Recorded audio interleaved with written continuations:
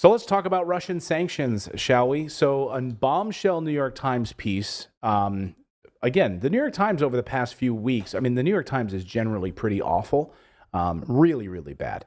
But I'm always surprised when they occasionally give a little stick to the Biden administration, and because they work in lockstep with them. So here is the headline: Western move to choke Russia's oil experts, boomerangs for now. So let's go through this a little bit, because we've been talking here on the show for a long time how these Russian sanctions are not working. And in fact, what are they doing? They're actually hurting Western countries. They're hurting Africa most, United States, Europe, right? The list is endless who they're hurting. It's interesting that they use the word boomerang when that is the exact word that Chinese President Xi used at the BRICS conference this week, right? Oh, yeah. And so even though we've noted, some of you viewers in the chat who have noticed that the Western media doesn't seem very keen to cover the BRICS conference, which is the conference this week around Brazil, Russia, India, China, and South Africa, right? So this is one of those, like, there was the meeting of the Americas just 2 weeks ago in Los Angeles.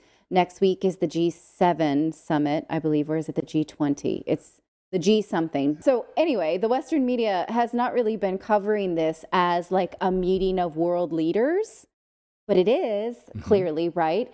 And just yesterday, President Xi from China said that these sanctions are going to have a boomerang effect to the West. And now the New York Times is saying exactly that. So it remains unclear whether Asia will buy all of the Russian oil once it's destined for Europe, according to the New York Times, as the European Union works to wean itself from dependence on the Kremlin's energy exports. But for now, the shift has enabled Moscow to maintain oil production levels and confound expectations that its output would plunge. China's purchases in particular have underscored the support Mr. Putin enjoys from Chinese counterpart Xi Jinping, who has pledged to deepen cooperation with Moscow, whether his qualms about the war in Ukraine. Also, India, right? Yes. India has increased dramatically its reliance on Russian oil. The combination of discounted Russian crude and higher prices at the pump also means that Indian refiners are profitably doubly, according to analysts. Some of the oil products produced or exported by India have been shipped to the United States. Isn't that amazing? So India Yes. gets its oil from Russia, Refines it. and then sells it to the United States, Britain, France, Italy, and Finland. Okay. So just kind of wrap your heads around that for a moment.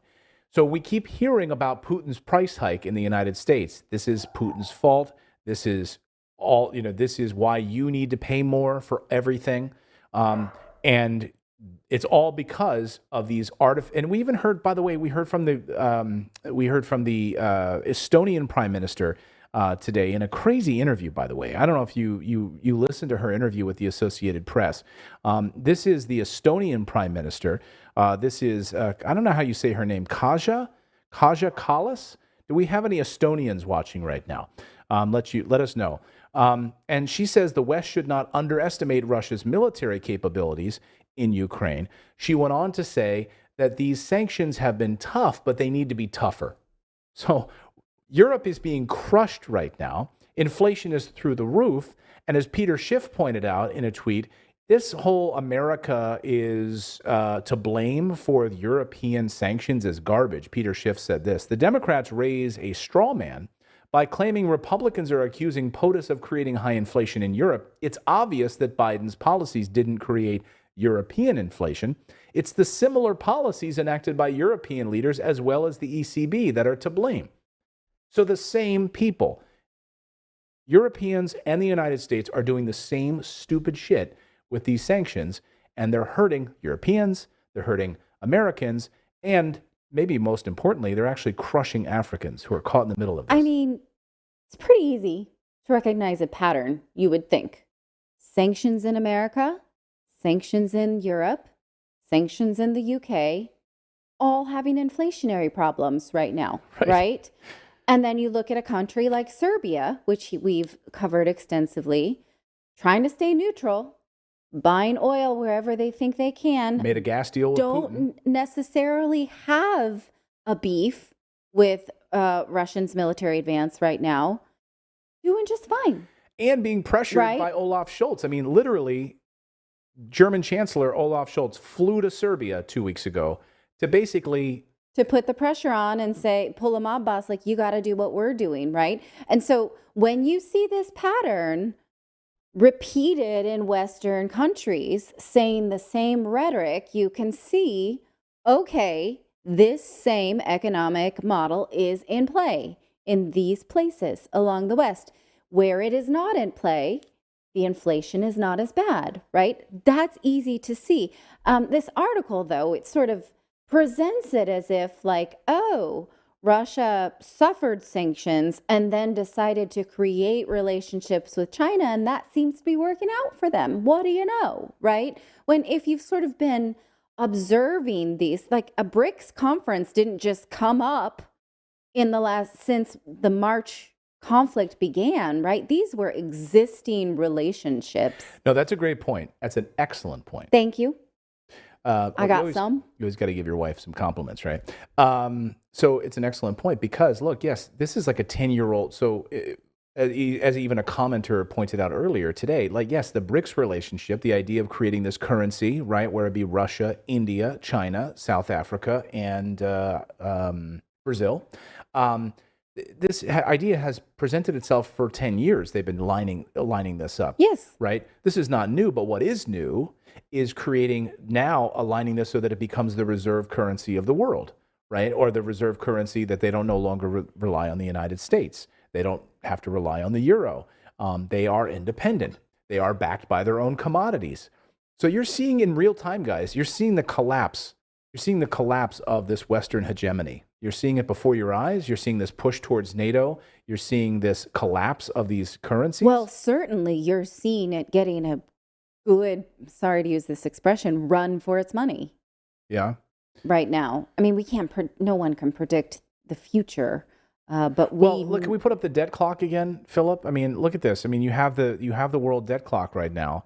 And this is, $30 trillion in debt right now. 30 trillion is the United States. But it almost feels like at that point, you're playing with monopoly money. How can that even be real, right? So then there's no consequences. And it will remain to be seen if there actually is consequences for something like this. I mean, you say run for your money. It's a good test bed. But I mean, I don't see how we come out of this. Like, I don't see, when you look at this debt clock, and you see that all these numbers just like ticking. Only the precedents that we have lived like this. I mean, look at the tax revenue compared to what they're bringing in. Yes. Right? Look at the national debt, 30 trillion. This is just the United States alone. Unless you literally wipe all of this away by defaulting on it, it's not going to, it's going to be here permanently. Yes. Oh, yeah. And the GDP dropping as well. Exactly. So. And when you consider that those participating in the BRICS conference account for, I think it's 25% of the world's GDP. Yeah. Right. That's significant. And 40% of the world's population. Right. And last night, as we were pointing out the debt load of Russia, China, et cetera, you have to take into account that their GDP is not nearly as high. So their percentage of debt as it relates to GDP is going to be different.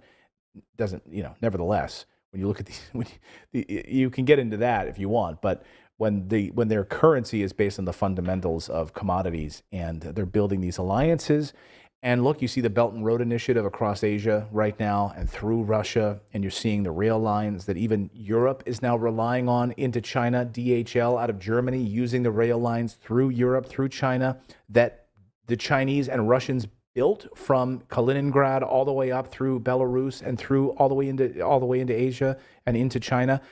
And you have Germans relying on that to lower costs for shipping. Like, guys, I mean, the writing is on the wall. Like, this sort of Western hegemony holding on to this is dying, and you're witnessing it in real time. Thank you so much for subscribing to our channel. We've been banned, we've been blocked, we've been censored. That's why we started our own website, to stay connected with you for free.